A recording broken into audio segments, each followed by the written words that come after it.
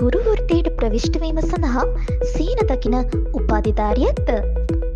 2026 වසරේ ගුරු වෘත්තියට බඳවා ගැනීමේ ලිඛිත පරීක්ෂණය සඳහා පන්ති පැවැත්වීම දැන් ආරම්භ කර ඇත.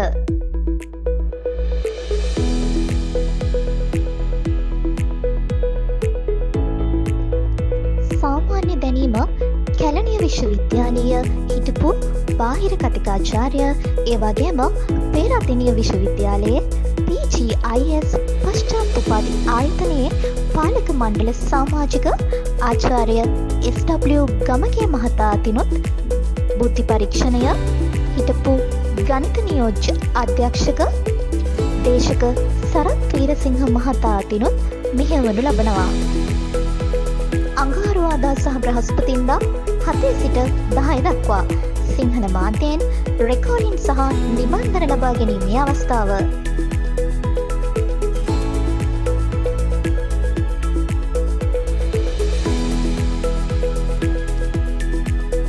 වැඩි විස්තර සඳහා තිරිය දිස්සන අංකයන්ට දැන්ම කතා කරන්න.